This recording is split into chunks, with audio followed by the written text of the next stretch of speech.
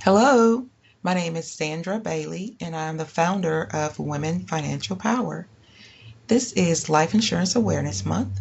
Therefore, I have put together a mini series of webinars that will hopefully help explain the process of life insurance, how to get started, how the wealthy use life insurance, the different types of life insurance. So let's sit back, and this is video number one, or webinar number one. Getting started, getting a quote, and the underwriting process is what we're going to talk about today. So there are two types of life insurance. Every responsible person knows they need life insurance, but they don't know what type of life insurance they need. So there's only two types of life insurance, only two. The first one is temporary insurance. It's for a specific period of time. And the second type of insurance, life insurance, is permanent life insurance.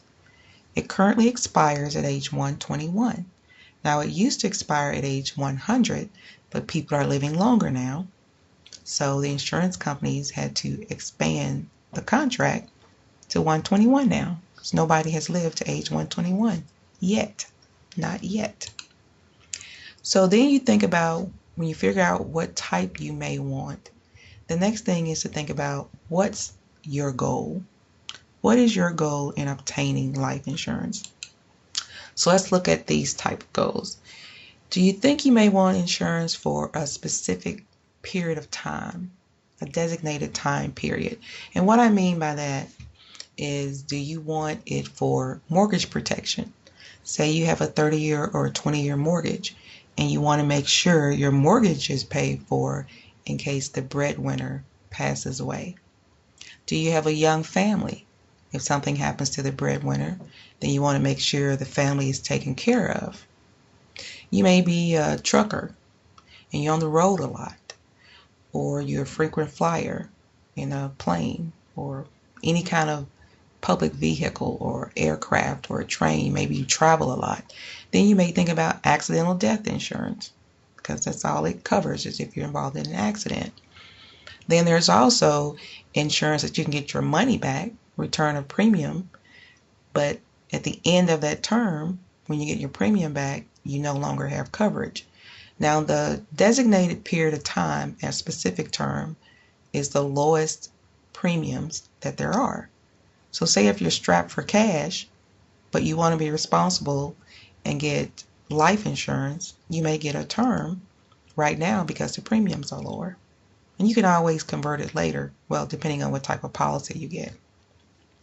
So then the next type of insurance is permanent. So you have goals that are permanent. Now, your premiums may be a little higher than term, but those premiums will never increase. So then you think about it. If you are able to afford it, you can get a permanent plan, and regardless of what happens, your premium will never increase. So therefore, you can get some permanent policies that are paid up. You could stop paying them in 10 or 20 years, or at age 65 or whatever. You can stop paying them.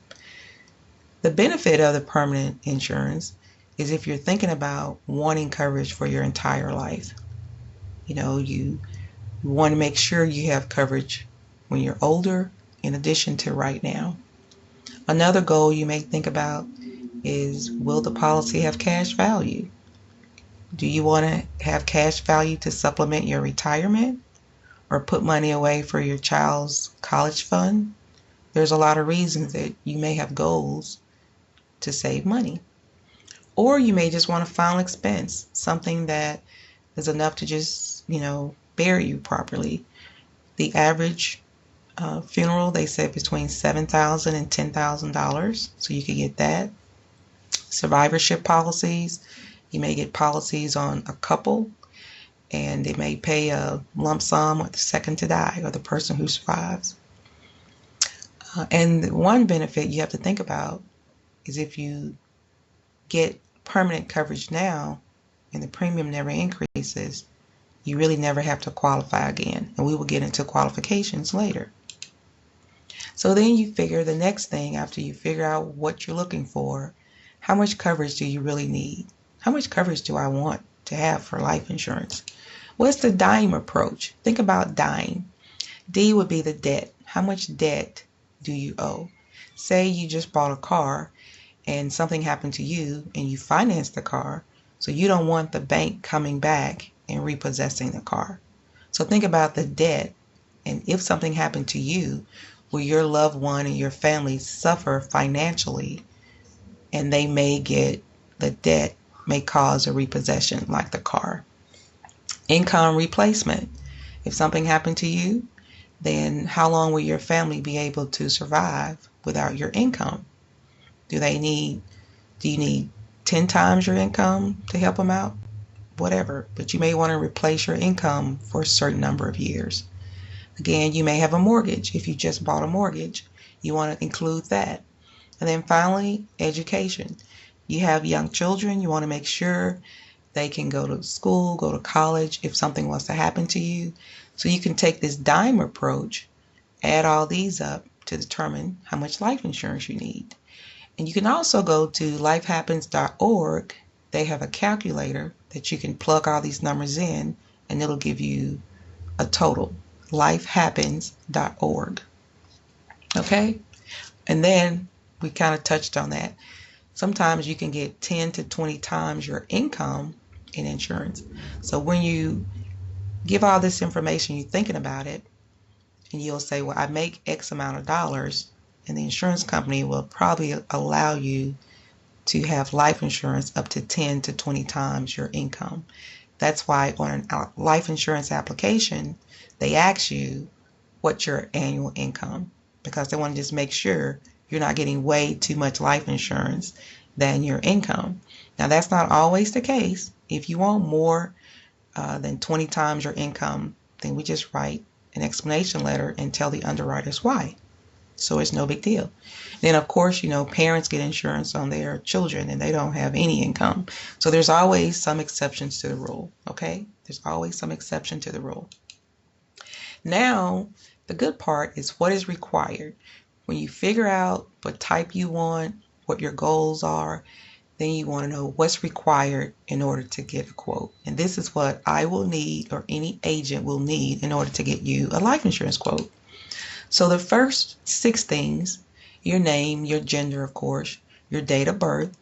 Some people want to give us your age, but I prefer to get the date of birth because a lot of insurance companies may use your age closest to your birth date.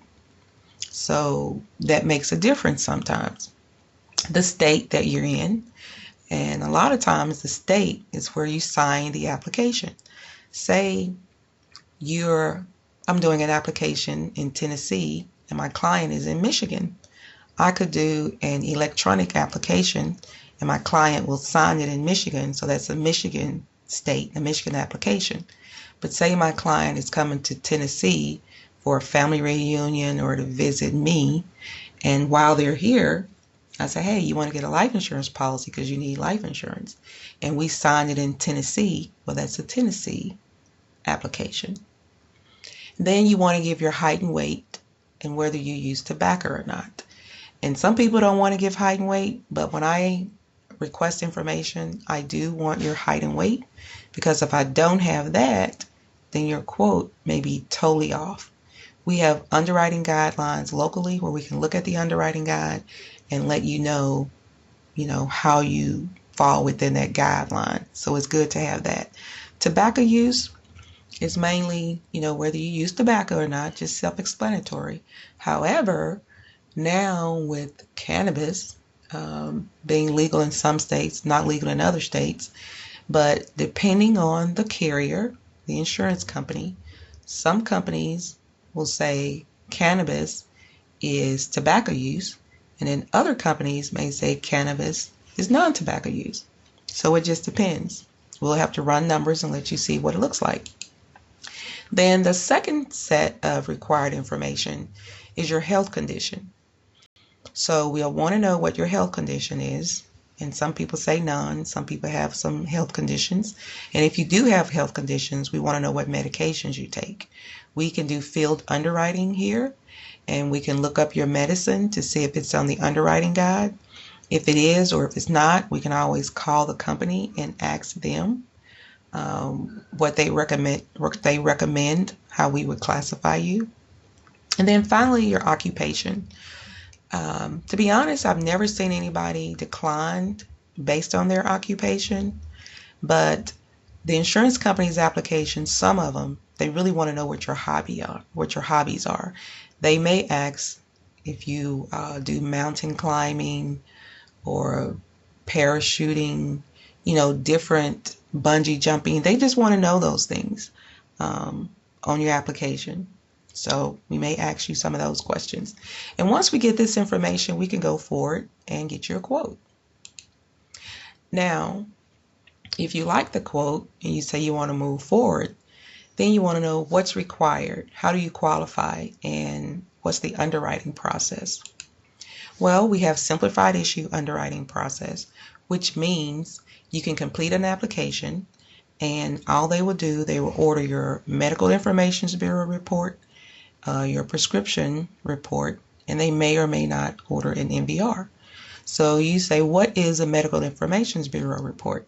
It's similar to your credit report. Anytime you purchase something, it goes on your credit report.